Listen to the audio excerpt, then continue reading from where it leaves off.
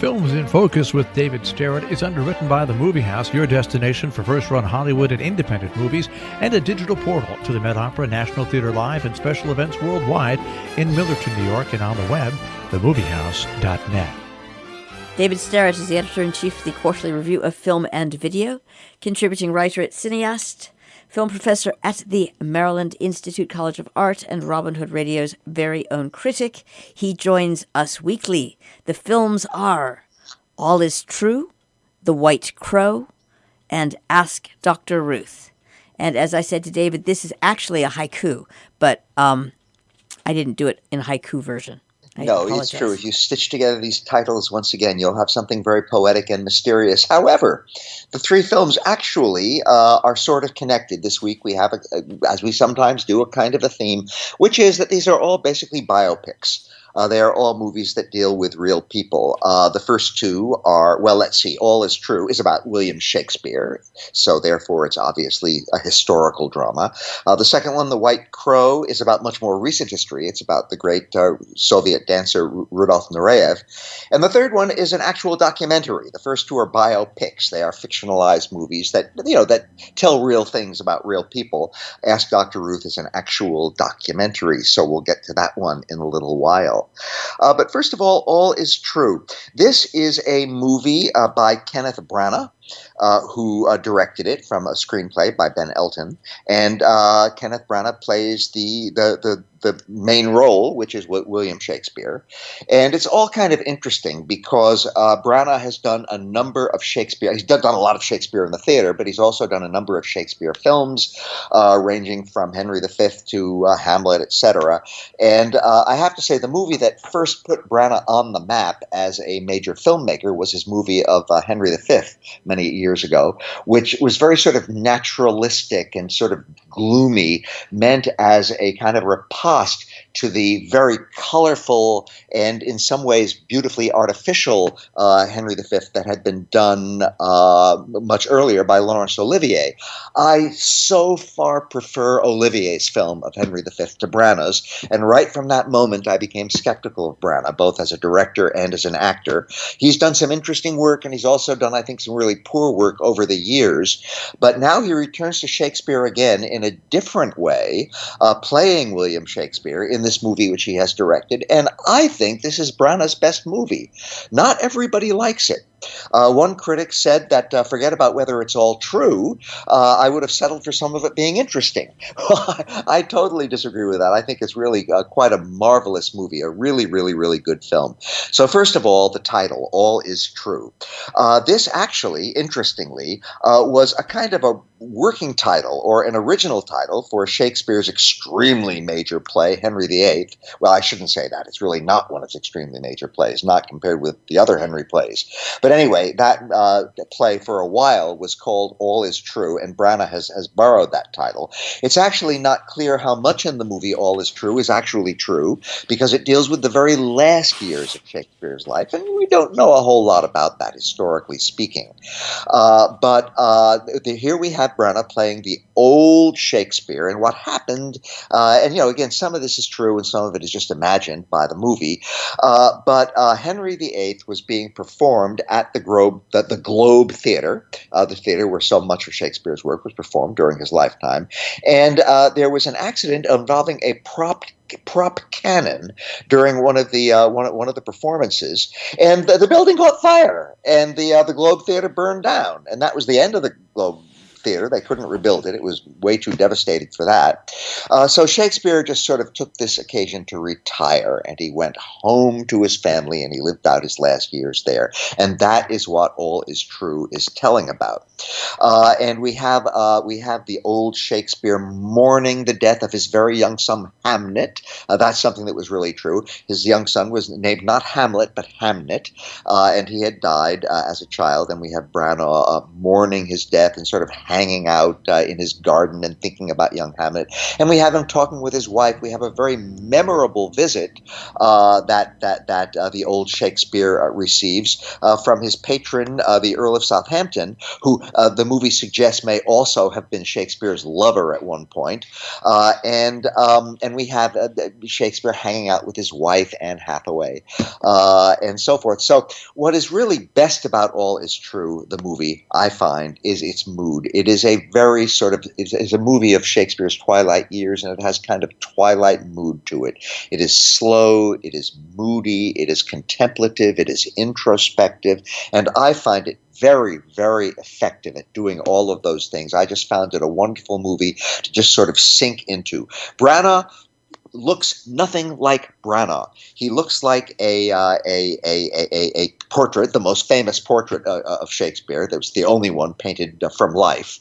And Branagh just looks just like him. It doesn't look like a phony makeup job. It looks really like Shakespeare. Beautifully done. Judi Dench, wonderful actress, gives a very fine performance as Anne Hathaway, Shakespeare's wife. Ian McKellen is superb as the Earl who comes to visit Shakespeare, and we have these two old men, and at one point they both recite from Shakespeare. They both recite from one of the sonnets the same lines, and it's like one of these wonderful sort of contests where these two men give different interpretations to the lines. When we have Kenneth Branagh and one of the great actors of our time, Ian McKellen, doing this, it's a wonderful, wonderful scene. So whether or not you're into Shakespeare, whether or not you're into the Elizabethan age, whether you're not into any of those things, I totally recommend All Is True. I just found it a wonderful, wonderful movie about two old men. Well, it's really about one old man. The Earl is only in there for a little while, but it's about an old man thinking back over his life, living in his last years, having had a wonderful career, not being sure what the rest of his life will hold. And again, I just found it a very beautiful, contemplative, meditative, introspective movie. I recommend All Is True very highly. Second movie for today is a very different kind of biopic, and it is called The White Crow, which is just an expression from Russian that means basically someone who does not fit in, who is sort of a misfit. And we have here a movie about Rudolf Nureyev, the very, very great dancer, who during the early years of the Cold War, that's not really true, not the earliest years of the Cold War, but early in the Cold War, in the early 1960s, defected to the West. And this was the first time anything like this had happened, and it was a huge event for international geopolitics and a very huge event for the Soviet Union, which was very, very discombobulated and embarrassed and humiliated by this in the eyes of the world.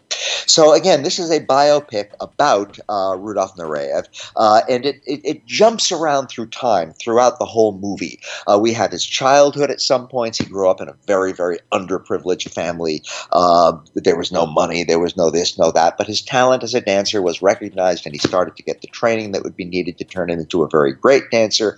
We also have him in his years of training as a young man, and with his main teacher, whose name was Pushkin, not the great Alexander Pushkin, the great Russian poet, but his name happened to be Pushkin, and he is played by Ralph Fiennes, who, by the way, directed this movie. So we have that also scattered throughout the film, and then we have his, shall we say, mature years. He's still a very young dancer, but he's starting to become internationally known. And this is when he ultimately decides to defect to the West. Nureyev is played in this movie by a very, very, very good actor, a young actor, who is, his name is Ivanko, and he himself is a trained dancer, and we see a fair amount of dancing in The White Crow. Obviously, it's a movie about Rudolf Nureyev. I wish there were even more dancing in it. There's not enough, and there are not enough extended sequences of dancing. I wish there were more of that. But this is a biopic, so they have to sort of judiciously choose about how much to tell about Nureyev's life and how much to show of sort of recreations of his dancing. And I think that Ivanko does a very, very fine job. Oleg Ivanko, the main, he's a good actor, he turns out to be, and I wouldn't be surprised if we see more of him, even in movies that have nothing to do with dancing. Very, very good cast overall. Ralph Fiennes, again, who directed this movie, he as a director, he's only directed 3 movies, and he has a taste for the highbrow.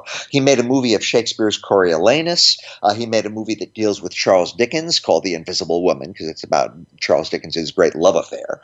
And now a movie about Nureyev, so he tends to lean towards sort of highbrow topics, and finds also plays the dancing coach, the dancing teacher, Pushkin, and gives a very, very quiet, restrained, understated, almost self-effacing performance, which contrasts nicely with Oleg Ivanko's portrayal of Nureyev himself. Nureyev is portrayed interestingly in the movie. We see how incredibly gifted he is, and we see also how he is incredibly arrogant.